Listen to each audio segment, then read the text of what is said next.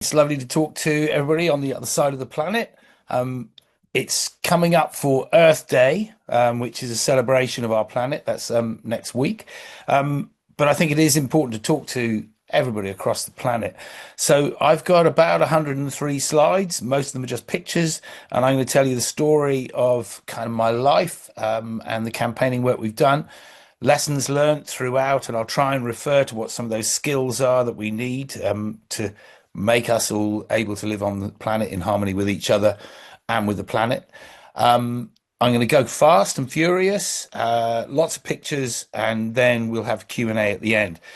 So this first picture that was taken 103 years ago, this is my gran and granddad on their wedding day.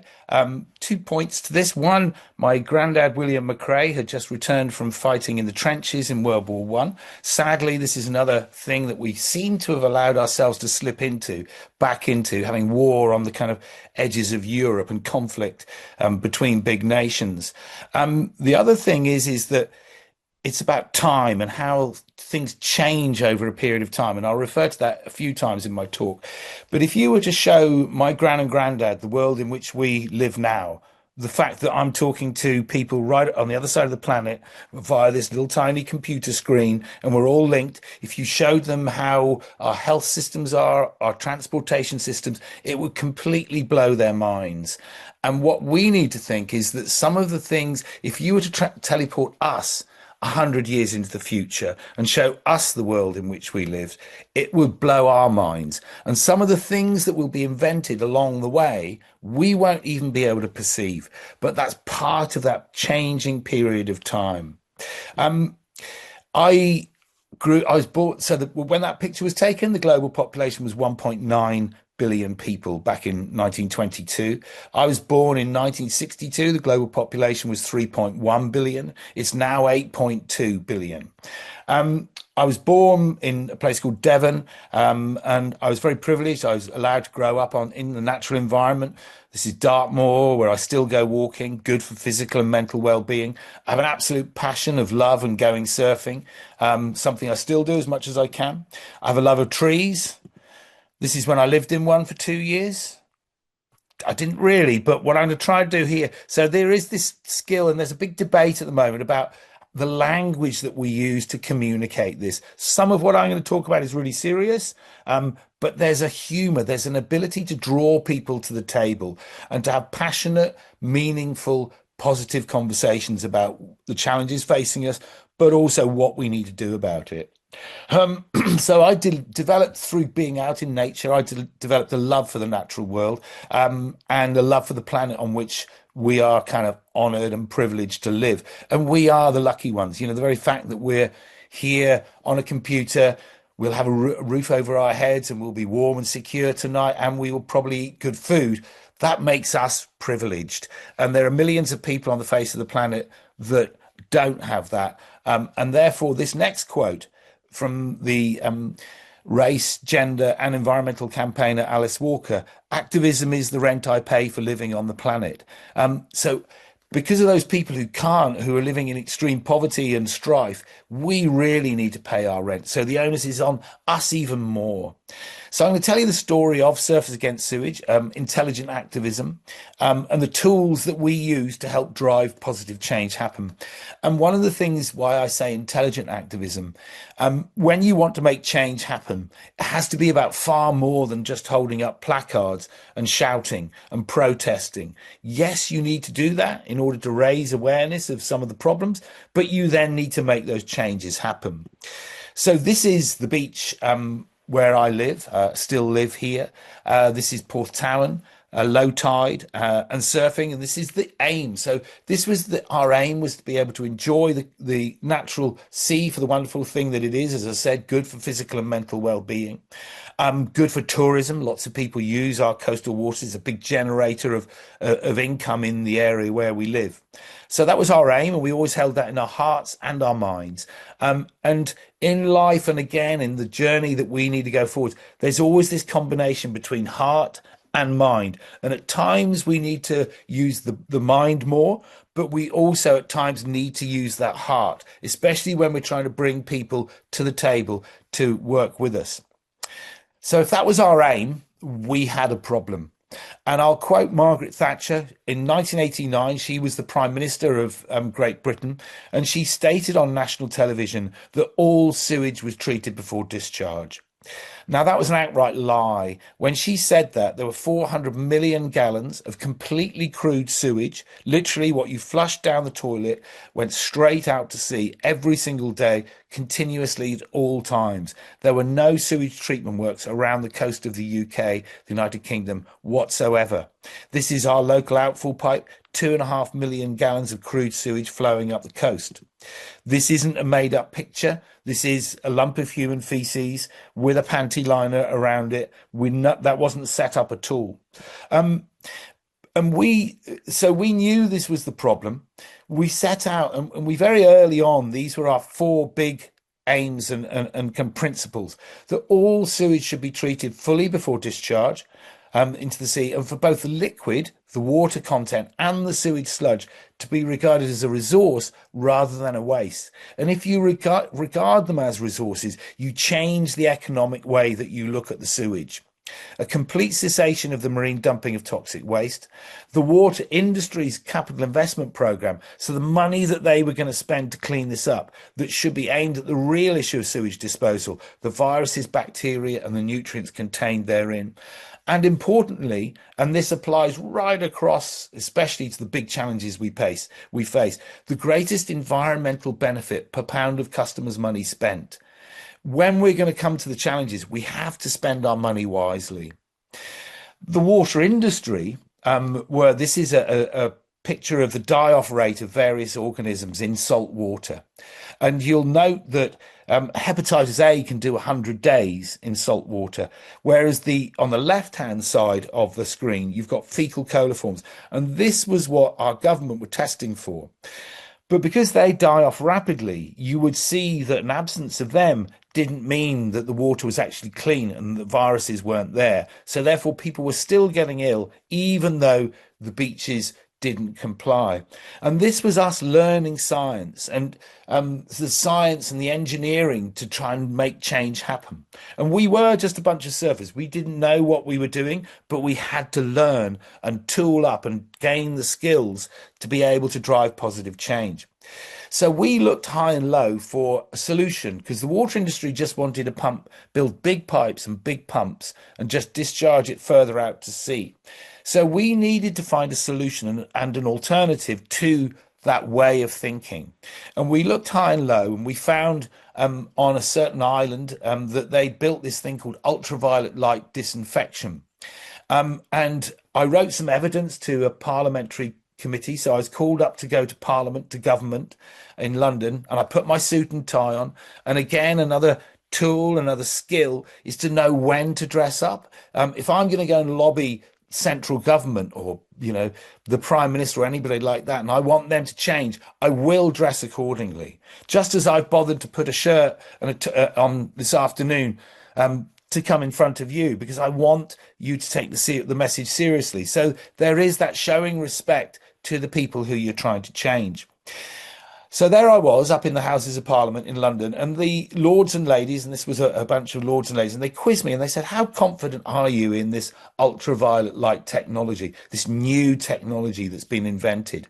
My response was that based on the bacterial count in the outfall pipe in Jersey, compared to the bacterial count on our beaches that we knew were polluted, I would feel 50 times safer sticking my head up Jersey's outfall pipe than I would bathing on those beaches.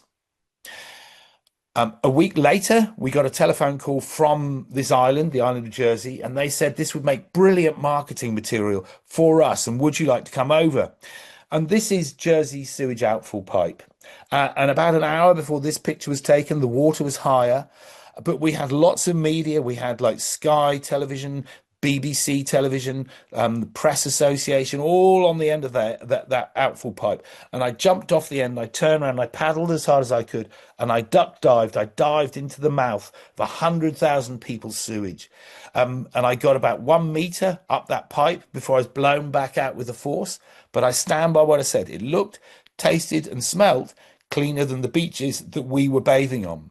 So we found our solution.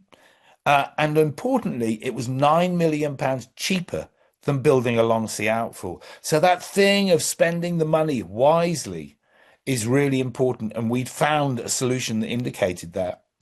We then had to persuade the water companies to change, and we knew that we couldn't change the whole industry the way that the sector, the water industry, was set up. So we had to find the water companies who were the clever ones, who wanted to be the leaders.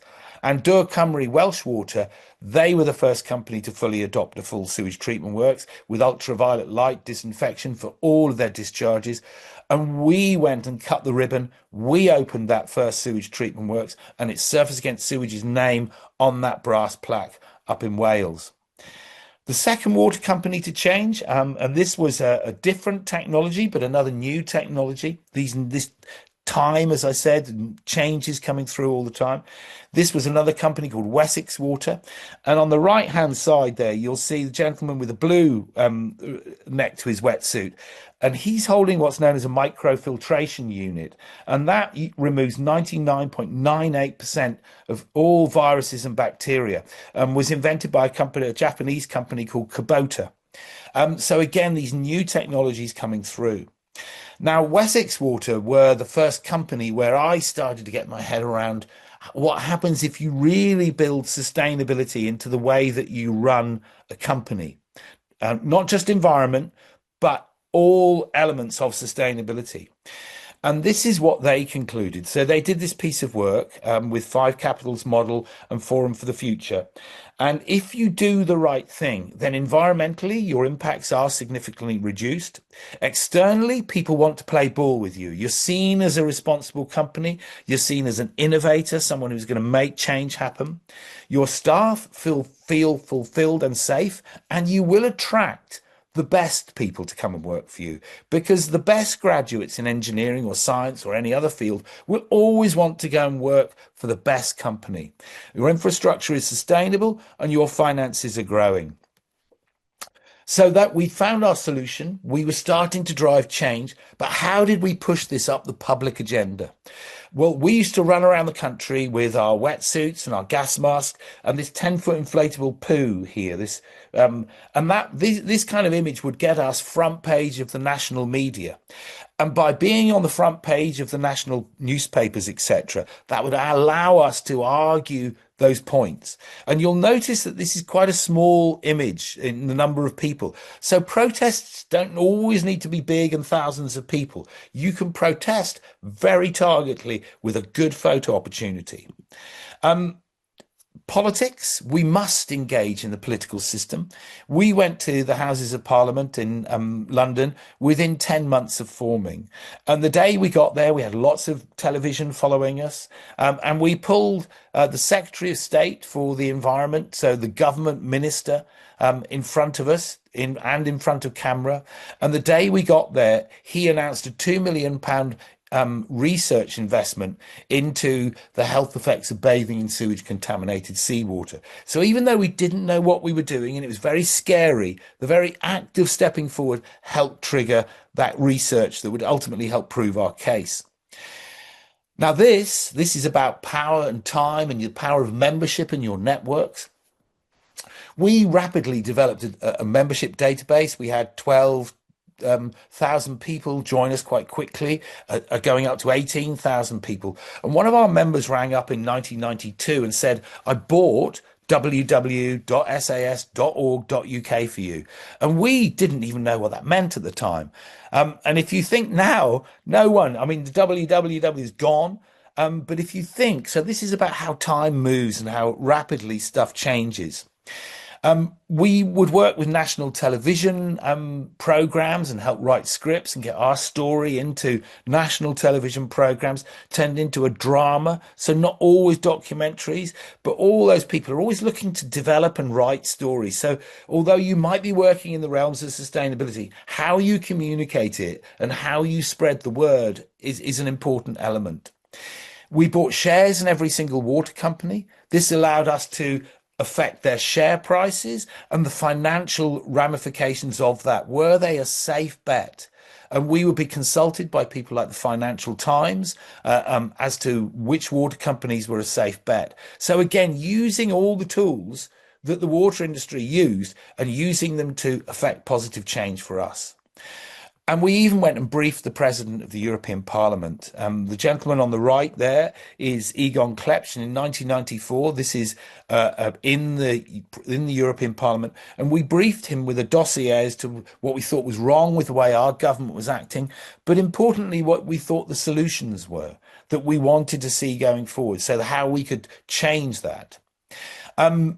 In 1997, I was called in front of Houses of Parliament Select Committee. So again, I went up to London and gave oral evidence, and we were one of only 15 different organisations invited to do so.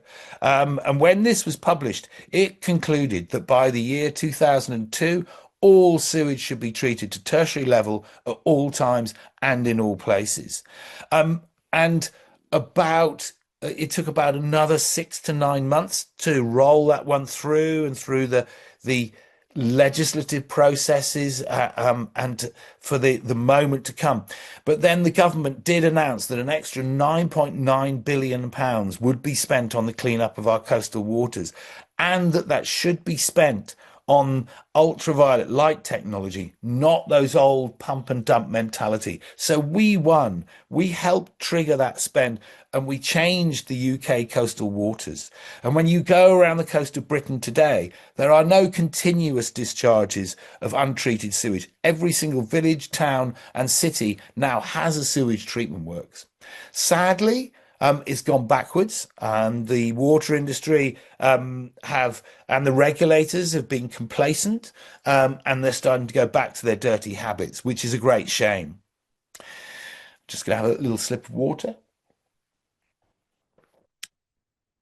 Now, looking back, I refer to these as change tools, and it's really important to know your aim, but that's kind of the easy thing.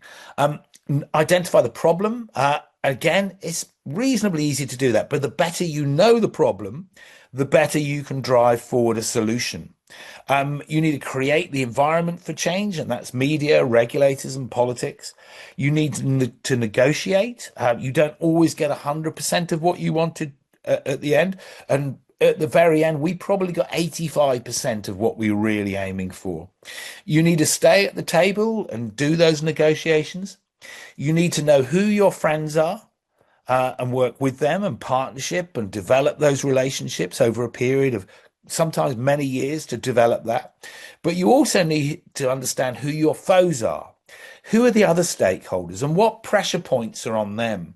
And how do you relieve those pressure points? So the shareholder action, for example, is a classic version of that. Funding, in order to drive, if you are an NGO, a small non-governmental organization or a campaigning organization, you need to ensure that you can gain funding. And we were completely independently funded. Everything is a team effort. So the only reason I was there meeting the president of the European Parliament is because another member of the team might have been entering the membership database or posting out our T-shirts. Those were all jobs that I did at a time, because I was I was a co-founder and the first employee.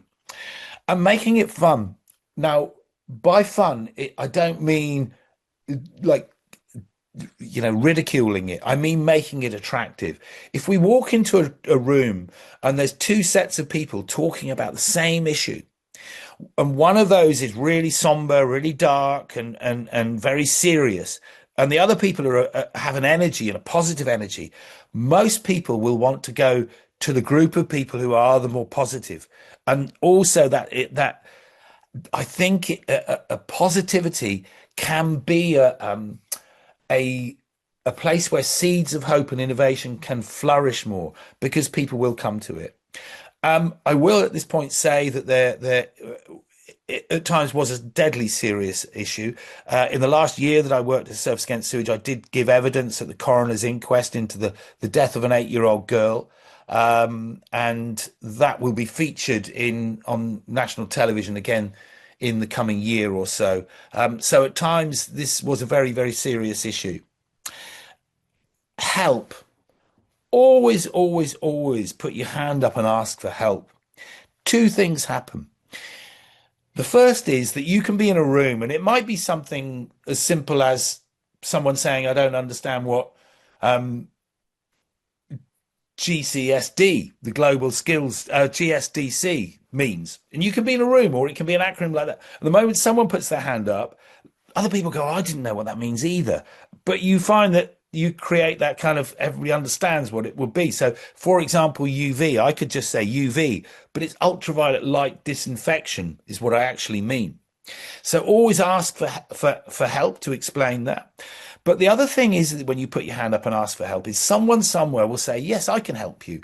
And at Surfers Against Sewage, we were helped by scientists, engineers, politicians, media, financial analysts, all these people came. You know, we had our mouths swabbed, we had our blood sucked to prove that surfers were 3 times more likely to contract hepatitis A than the general public. So always, always, always put your hand up and ask for help. Never be ashamed to do so. So that was the story of Surfers Against Sewage. I took a break for about a year. I left because we'd achieved 85% of what we set out to do. I went surfing a lot and recharged my batteries. And again, another thing here, you do need to look after yourself. If you're in this world, it's pretty difficult at times. So you need to look after yourself. You need to look, because if you're working in this sector, you're some of the kind of more precious people in the world, I would argue. So look after yourselves. And then I went to this amazing place. This is an abandoned clay mining pit in Cornwall, a place called the Eden Project. And it was turned into this amazing place where they tell the story of plants and people. It was £135 million investment to build this place, and it's received 1.9 million visitors in its first year, and has continued to top the high numbers ever since. It was opened in 2001, and I went there to apply some of the thinking that I'd learned and the lessons that I'd learned to how all of us, all 8.2 billion of us, live on the face of planet Earth together. And at times I hear a lot of people say it's actually the blue planet.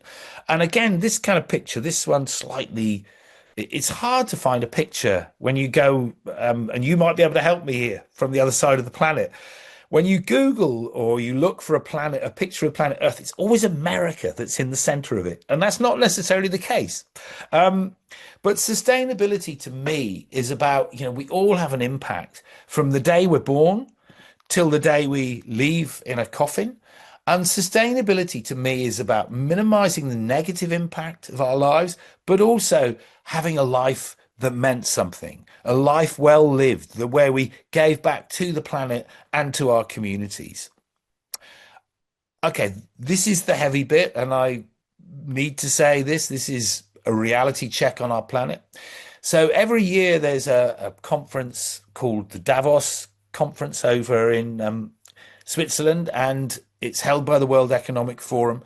And every year, just ahead of it, out comes this global risks report. And they go off and consult about 1,600 risk analysts and risk experts. And this is the big risk. So over a 2-year time frame, misinformation and disinformation is the most important issue, they think, the biggest risk. And we're seeing lots of that at the moment, this kind of crazy version of the world where we don't actually know what's fact, and people are more likely to believe something because it's posted by someone on TikTok or FaceAche or any of those than a scientist. And yet, if you were to go to hospital, it would be the doctor that you would be trusting to look after your health. Extreme weather events, societal polarization, etc. And then when you look at the 10-year time frame, the big risks, extreme weather, biodiversity loss and ecosystem collapse, critical change to the Earth's systems, natural resource shortages, and all of those then will end up being politicized on a geopolitical level. Our ice caps are melting. We will probably live in a time when we will see the northern ice cap at times completely disappear. And it's sod's law, if that translates well. But it's ironic that some of the people with the smallest carbon footprints, who contribute the least to the problems that we've created, are the ones who are on the front line. You know, Bangladesh is probably one of the nations most at the front line of the impacts of climate change, and yet they're the people who've contributed the least to that. We have global wildfires, so that's about sea levels rises and mass flooding. We have wildfires, you know, Australia, California, Canada. We've just seen, and even in the UK, we started to experience them as well. But the massive wipeout on the western coast of California this year is, you know, that's got to be focusing people's minds. Acidification of our oceans and sea level rise, you know, the potential disappearance of the Great Barrier Reef and our coral reefs. And this one, a UN report that the world is on notice that up to 1 million species are facing extinction. And yet we're still arrogant enough to think that if 1 million species disappear, we won't be one of them. I would think that if 1 million species disappear, the chances of us not being one of them are tiny. And this report as well, this is from a UNICEF report, that climate change helped spark the Syrian war, which led to mass migration, which leads to political instability. And this is a report that one of my great heroes, Jonathan Porritt, and a couple of his colleagues put out. And they looked at, it's called Migration in Hotter Climates. And this is basically that if we project off into the future and we don't reduce our carbon footprints and we don't reduce man-made global warming, then by the year 2100, between 3 and 6 billion people will find themselves outside regions where you can actually live. And a lot of that will be around the equatorial band, because it'll literally be too hot. You won't be able, and humidity levels will be so high that you won't be able to live there. You just won't be able to stay cool without massive air conditioning systems, which will then drive even more carbon, etc. And this one, I saw this one come out. This is by insurance actuaries, that the global economy could face a 50% loss in GDP between 2070 and 2090 from climate shocks. This is really, really serious. So, and then at the worst possible of times, this happens. Someone who's completely anti the environmental agenda, who literally says, drill, baby, drill, who wants to keep driving those changes, and is also fracturing some of those global organizations and global cohesion and cooperation that we need at this very moment. Hopefully this is just a 4-year blip, and that we reposition ourselves very rapidly. So that's the doom and gloom, but we have to believe in a new dawn. We have to be able to think we will make this new version of the world, and we will be able to look back in that 100 years from now and go, you know, we have created this. And the first thing I think I lob in there is that these are the people who make up the world. All too often, the people ruling our world tend to be of one skin color, and it's the same color skin that I have, and they tend to be big, powerful men, and we're seeing that again. And actually, the world needs to be run and put together by a representative of all people from right around the world, irrespective of their culture and their religions or wherever they come from. We need to live in harmony with each other if we're going to live in harmony with the planet. There are immediate things we can do. This is a picture of Northern Europe taken from space. And you just look at that and you just go, well, what a waste. What, you could just turn half of those lights off. Or, and you know, here's a business opportunity. You install new light systems that run on solar with batteries tapped into them, so that in the day they charge, and then at night they release the light, and then the next morning they're on again and recharging. Really importantly, we need to take back a world where we respect facts and we respect experts. We need to love science and love engineering. And if people say, oh, I don't get that, we would all be dead if we didn't love our science and our engineering. Most of us probably would have come across some health. Our planes wouldn't work. Our transportation systems wouldn't work. Of course, we always rely on experts to make those things for us. This is the statistics of a survey. They went off and interviewed 120,000 people in different countries right around the world, in over 100 different countries.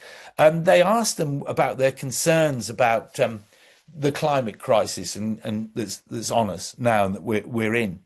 And you know, the world will tell us that most people don't think this. But this survey showed that 89% of people thought that climate change was a really important issue that we needed to do something about very urgently.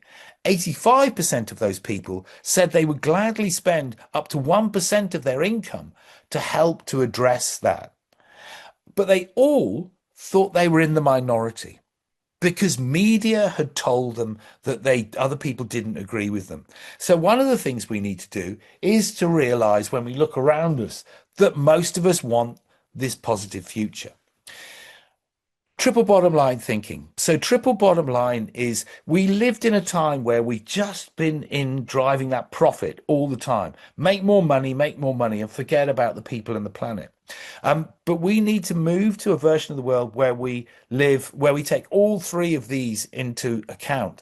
And there's a brilliant, if you want to look up a brilliant character, he's called John Elkington. He's one of my absolute heroes, and I'm privileged to call him a friend. He coined this phrase, triple bottom line thinking. And you know, he's written 22 books over his life, and the latest one, Tickling Sharks, tells of his history, and he's engaged with the biggest companies and some of the biggest players in the world, and gone in and taken this agenda with humor and with good spirit into the boardrooms of some of the biggest companies in the world. We need to move from a linear economy towards a circular economy where things are taken and we design them so that they can be deconstructed into their element parts, whether they be technical or nutrients, and then they go round and they're reprocessed back in. That's our new way of making things. And an example of this, when I went to the Eden Project, they didn't have a proper waste management system. So we went through every single bin bag online. The first thing we found out was that all of our food was arriving in single-use cardboard boxes rather than reused baker trays. And we found that the company who was supplying us with all of those baked products, they saved themselves £26,000 just on the rental of the storage unit for all the cardboard boxes. So sometimes there's a lot of low-hanging fruit that you can go off and make real positive change happen really quickly. But we looked at the triple bottom line of putting in a dishwasher rather than using single disposable throwaway cups and plates and forks and spoons. And by putting in a dishwasher with crockery and metal cutlery, environmentally, we reduced our landfill by 8 tons a year. We reduced the carbon and material impact of manufacture and transportation to us. Socially, we created 2 jobs because people needed to load and unload the dishwasher. We gave people a nicer cup of tea because it was in a proper china cup. And financially, we sold more tea and we saved ourselves £169,000 over a 5-year period. So doing the right thing, there's often a perception that doing the right thing always costs you more money. Especially if you look over a longer time frame, it doesn't. And importantly, you deliver better environmental, but also better social outcomes as well. Technologies and time, again, you'll often hear people, dismiss and undermine and critique the wind turbines and some of the renewable energy. And this is a picture of some wind turbines near me. And these ones have already been replaced with wind turbines that are far more efficient, delivering far more energy. So again, the best example of that, 30 years ago, mobile telephones used to be the size of a brick. And they literally were just a mobile telephone. They didn't do anything else at all. That's just what they were. And now we have these amazing computers, and they're incredible pieces of technology in our hands. But if we hadn't had the brick, we wouldn't have got to the new slick mobile phone and computer in our pockets. So this again, progression of time and innovation all the time, getting faster and faster and faster. Um, and if ever I have these debates, I have a very good friend called Nick. And Nick, a few years ago, was arguing that he would never ever have an electric car, and he was only into petrol. And he used to kind of ridicule me. But I was talking to him recently, and he went, "Oh, okay, those electric cars." And again, you're seeing it now coming out of China that they're saying that they're going to be able to charge an electric car as quickly as you can fill the fuel tank of a petrol car. So again, overcoming those issues, driving that innovation forwards. Plastics, we sadly we produce a lot of cheap plastics, and much of that ends up in the oceans. And this is just some local surfboards that were left at our local beach. We need to not make crazy things like this. This is a single use disposable charger for a phone or an Android system. We just need to edit all of this stuff out. If anybody in your company or anybody your friend ever says, "I've invented this thing," and it's a really stupid thing, just say to them, "Don't start again." Our own personal carbon footprints. It's really important to understand your own personal carbon footprint, because if you know your own carbon footprint, it is made up of products and services that we buy. And we can start to make decisions, and we can ask the people who provide us with our banking or who provide us with our phone or our clothes or our energy to do better. And if a lot of us ask that, it really starts to drive change. So I've heard it said that this is a diversion and it should all be done by the companies. But it's two ways. The companies will react to a certain extent to the pressure that we, the consumer, apply to them. So knowing your own carbon footprint is really important. And this is mine. 13% is my home, 26% is my travel. I live in a fairly remote part of the country, so that means that does go up. Food is 33%, and stuff. And my stuff will go right up. If my dishwasher fails or I have to buy a new fridge, that will drive that right up. But you're already starting to see in the UK, where we're now one of our biggest supermarket chains, a company called John Lewis, is now starting to open repair shops in all of its locations. So you can take your domestic appliances or your soft furnishings back and get them repaired and refreshed. So again, we're starting to go back to some of the old ways that we used to do things. This was invented by the BBC. It's called Albert Sustainable Production, and it measures the carbon footprint of a television program. And this started off, and the BBC invented this, and then they gave this to an organization called BAFTA, the British Association of Film and Television. And it's gone from being fringe to the point where it is now at the end credit of every single television program that is shown on terrestrial television has this production accreditation at the end of that. So this is a big shift of the way things are going forwards. Our own emissions, the carbon emissions of any company, and you'll start to see this is being demanded now.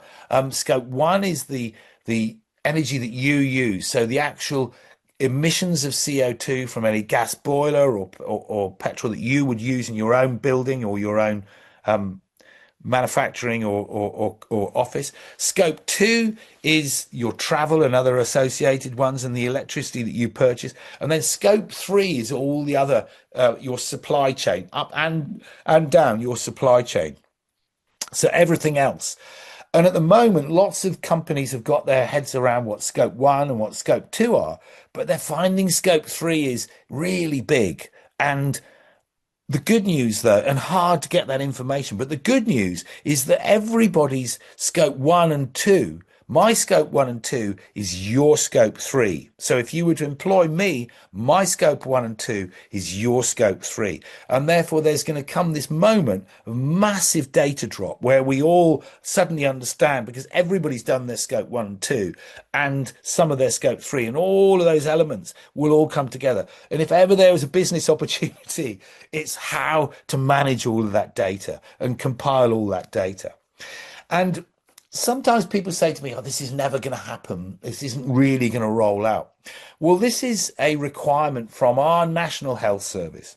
Any contract within the United Kingdom for the National Health Service that is a contract of over £5 million will require an active carbon reduction plan for the company applying for it, for its scope 1 and 2, and a subset of scope 3 emissions. And if you haven't got that, you can't even start to bid for that contract. That's what I was saying. So we're all part of each other's. This is a brilliant book by Mike Berners-Lee, The Carbon Footprint of Everything, How Bad Are Bananas? It's a great book to go and buy. And it's everything in there from an email to a war, sadly. Avoid stranded assets. So I spoke at a conference for funeral directors a couple of years ago. And there were all these basically obsolete petrol hearses and limousines because no one was going to buy a second-hand hearse or limousine because all the journeys are small.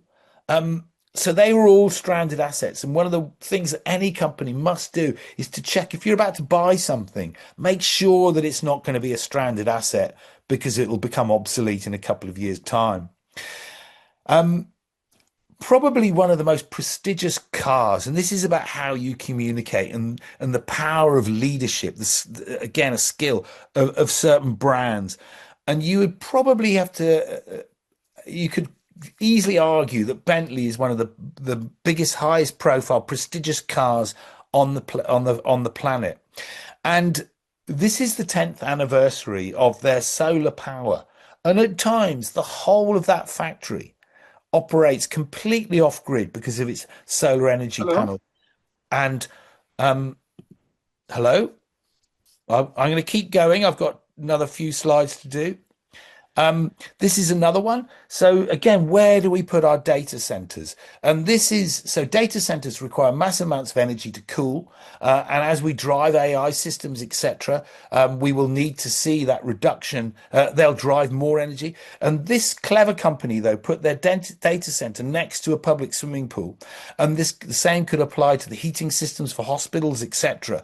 They put it next to the swimming pool. So the swimming pool gets its heat for free and the data center gets cooled. Last few slides. This is over in Vancouver, an innovative technology where they're taking the heat from the sewers and are using that to heat housing and schools and everything in the area. Sometimes people say, oh, yeah, there's no point anybody doing anything because look at China and India. This is a very Western opinion. They say there's no point in our doing anything in the West because you look at the carbon footprint of China and India. Well, one of the biggest things to get our heads around is that's actually our carbon footprint. And people are becoming very aware of this. But this quote from John Kerry, China is doing more than any other nation in the world in terms of deployment of renewables. In fact, they've deployed more renewable energy systems than the rest of the world put together. The market is moving. This is an example of a company who've done that. This is an artificial surfing wave in Britain. They immediately signed up to green tariff energy, and they've now even built their own solar energy system. This is about biodiversity. So this is all the schools in Britain are all trying to link up. And if they all look at the biodiversity and drive biodiversity in their own schools, then that would be equivalent to the space of twice the size of the city of Birmingham, all being there for the natural environment.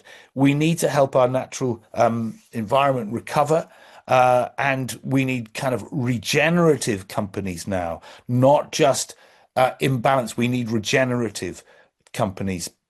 Your spend, this is the money in your pockets. So in our own lives, we will probably average about £3 million in our life, and we can choose how to spend that. We can spend that with good companies. This is it came out of America, but it's quite strong in Europe now. I'm not sure how strong it is in Asia and the Far East, but this is an organization called B Corporations, and they apply triple bottom line, but almost on steroids. And they're using, underpinning that way that company is run are the United Nations Sustainable Development Goals. And again, that helps you build that into the way that you run an organization, the company. It's important as well that we have inner development, and this is in order to help meet these challenges. And this came out of Scandinavian countries, the inner development goals being, thinking, relating to others, collaborating, and acting. Um, Ethical consumption. This is how we spend that money that we all have on a personal basis, but also as companies, and we can affect change in every single aspect, whether it be our mortgage or the bank that we use, through the chocolate, through to the fridge that we use. And I put this slide. This I spoke at a conference where I was talking to a load of school governors, and at the end, this team of people, this team of children stood up and they said, one of the chaps on there, the one holding the gender equality one, he said, what you older people don't get your heads around is the fact that in the world in which we live, in the world in which we will work, all jobs will have an element of sustainable. Everything will be a sustainable green job to a greater or less degree. This won't be something over there. It will be core. Collaboration v competition. Competition is good, but at times you need everybody to come together. And I would argue this is one of those issues, and this is one of the times. And when you're doing really well, you can afford to come together and share. There's a great example of that when an English ladies football team went off. They all play each other in different teams during the week, but when they needed to, they came together and won. Your role: leadership, expertise, innovation, collaboration, the spend of your own personal money, but also your company's money of who you work for. But importantly, you collectively, us collectively, as a force for good. And we can all do simple little issues. Every year I plant tree seeds. And this is a tree that I planted 40 years ago. And there's a Greek philosophy, a Greek proverb that says that a society becomes great when old men plant trees under whose shade they will never sit. We need to be intelligent activists in all aspects of our lives. We need to use every tool and we need to use them better. We need to stretch every sinew and buzz every neuron, and we need to drive to this towards this point of inflection where we go through the neutrality and off into that positive version of the future, so that in 100 years' time, our species will look back and say, we have sorted out these problems. And if it all becomes too much at times and you don't think you can make this change, then remember that a bunch of surfers with no campaign experience, no knowledge of what we're doing, help turn that into that and that. And a bunch of dreamers at a place called the Eden Project turn that into that and that, then think we can do this.